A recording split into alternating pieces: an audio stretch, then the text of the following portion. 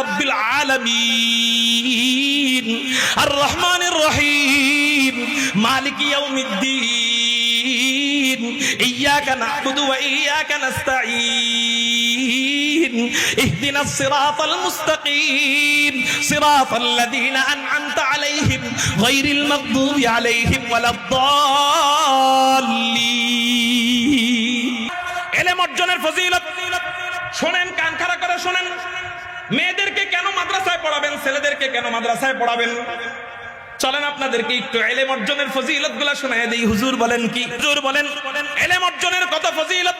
যেই মজলিসে ইলমের চর্চা হয় ওই মজলিসের কত ফজিলত। সুনানে দারাকুতনির ভিতরে হুজুর আকরাম সাল্লাল্লাহু আলাইহি সাল্লাম হাদিস বলেন, আজলিসু ফিকহিন খায়রুম মিন ইবাদাতি 60 সানা।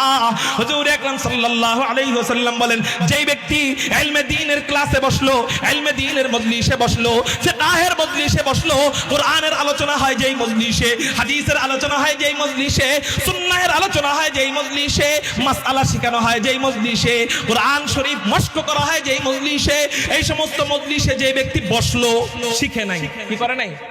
শিখে নাই। বলেন, উত্তর দেন, কি করে নাই? শুধু কি করছে? ক্লাসে 1 নাম্বার হয় নাই। আছে 100 জন ছাত্রীর মধ্যে, 100 জন ছাত্রের মধ্যে সে 100, অসুবিধা নাই। শুধু ক্লাসে কি করছে? আল্লাহু আকবার। হুজুর আকরাম সাল্লাল্লাহু আলাইহি ওয়াসাল্লাম বলেন, মাজলিসু ফিকহিন খায়রুম মিন ইবাদাতি 60 সানা।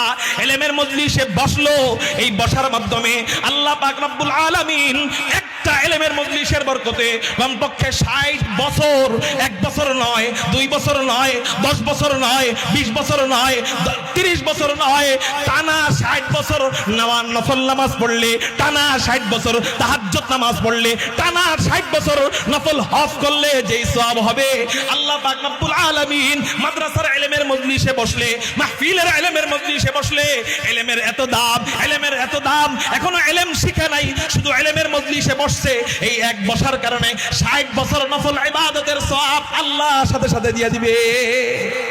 আমার সন্তানটাকে যদি আমি মাদ্রাসায় দেই, আমার ছেলেটাকে যদি আমি মাদ্রাসায় দেই, আমার মেয়েটাকে যদি আমি মাদ্রাসায় দেই, হুজুর ও পড়া পারে না, এই জন্য নিয়ে আসছি। হুজুর 10 বছর পর্যন্ত মাদ্রাসায় পড়াইলাম, কিছুই পারে না, এই জন্য নিয়ে আসছি। কত টাকা ঢালবো? প্রতি মাসে মাসে 10,000 টাকা করে ওর পিছনে ঢালি। হুজুর পড়া যেহেতু পারে না, এই জন্য একটা রিক্সা কিনে দিছি, এই জন্য একটা ভ্যান কিনে দিছি, এই জন্য একটা আপনার কাজে দিয়ে দিছি, এই জন্য জুতা সেলাই করে, এই জন্য লেবারগিরি করে, এই জন্য গ্যারেজে কাজ করে। হুজুর পড়া পারে না, এই জন্য নিয়ে আসছি। না না না, ও মা, ও বাবা, বড় ভুল করতেছেন, বড় ভুল করতেছেন। পড়া পারে না, অসুবিধা নাই, আপনি তো পড়া পারানোর জন্য আল্লাহর কাছে দেন নাই। আল্লাহ পাক রব্বুল আলামিন সওয়াব তো শুধু পড়া যে পারে তারে দিবে না, সওয়াব তো শুধু পড়া যে পারে তারে, ও 60 বছর নফল ইবাদত যে পড়া পারে তারে দিব, আর যে ছাত্র পারে না, প্রতিদিন মার খায়, ওরে সওয়াব দিব না?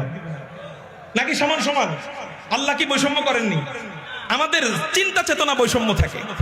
যে পড়া পারে না ওরে আমরা দেখতেই পারি না, আর যে ছেলেটা আমার পড়া পারে, বাস ওরে নিয়ে আমি ভবিষ্যৎ করি, ওরে ছোটবেলার থেকে বেশি বেশি পয়সা দেই, আর যেটা বোকা ওটা আমি কিছুই করি না। মুহতারাম হাজিরিন, না না না, এই ভুল করবেন না। চোখটা বন্ধ করে মাদ্রাসায় দিয়ে দেন, মেয়েটাকে মাদ্রাসায় দিয়ে দেন, ছেলেটাকে মাদ্রাসায় দিয়ে দেন। কি হবে? কি হবে? প্রতিটা মজলিসে বসবে, এক একটা মজলিসে 60 বছর নফল ইবাদত, এরকম ফারেক হওয়ার আগ পর্যন্ত, মেয়েটা আলেমা হওয়ার আগ পর্যন্ত যত হাজার হাজার ইলমের মজলিস ও মাদ্রাসায় শরীক হবে, প্রত্যেকটা ইলমের মজলিসে 60 বছর, তাহলে ফারেগা হওয়ার আগ পর্যন্ত কমপক্ষে লক্ষ লক্ষ বছর তাহাজ্জুদ নামাজ পড়ার সওয়াব, নফল নামাজ পড়ার সওয়াব, আওয়াবিন নামাজ পড়ার সওয়াব আল্লাহ দিয়া দিবে। আলহামদুলিমান কদ্দারা খাইরাও ওয়া খাবালা, আলহামদুলিমান কদ্দারা খাইরাও ওয়া খাবালা, ওয়া শুকরু লিমান সাওয়ারা হুসনাও ওয়া জামালা, ফারদুন সামাদুন আন সিফাতিল খালকি বারিউ, ফারদুন সামাদুন আন সিফাতিল খালকি বারিউ, রাব্বুন আযালিয়্যুন খালাকাল খালকা কামালা। নবীজি বলেন, ওয়া ইন্নাল মালাইকাতা লাতাদাউ আজনিহাতাহা রিদান লিতালিবিল ইলম। যে ব্যক্তি মাদ্রাসায় যায়, এখনো আলিফ শিখে নাই, এখনো বা শিখে নাই, এখনো তা শিখে নাই, এখনো সা শিখে নাই, এখনো আলহামদুলিল্লাহি রাব্বিল আলামিন আর রহমানির রহিম মালিকি ইয়াউমিদ্দিন ইয়্যাকা না'বুদু ওয়া ইয়্যাকা নাস্তাঈন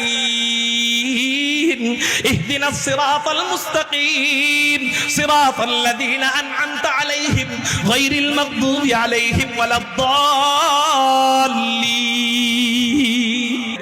নবীজি বলেন এখনো আলিফ শিখে নাই, এখনো বা শিখে নাই, মাত্র মাদ্রাসায় যায়, আল্লাহ তাকে কত সম্মান দেয়। আল্লাহ পাক রব্বুল আলামিন আসমানের ফেরেশতাদেরকে, জমিনের ফেরেশতাদেরকে ডাক দিয়া বলেন, ও আমার ফেরেশতারা, এই বাচ্চাটা, এই বান্দাটা, এই তলবে ইলমটা আমি আল্লাহর কাছে এত দামি, এত দামি, এত দামি, এত দামি। এই বান্দাটা জানো, এই বান্দিটা জানো জমিনে পা না ফেলায়, ওর পায়ের নিচে তোমাদের নূরের দামি দামি পাখাগুলা বিছাইয়া দেয়। সবাই চিৎকার দিয়ে বলেন আল্লাহু আকবার, নারায়ে তাকবীর। শাইখুল হাদিস ইবনে শাইখুল হাদিস আল্লামা মামুনুল হক সাহেবের আগমন।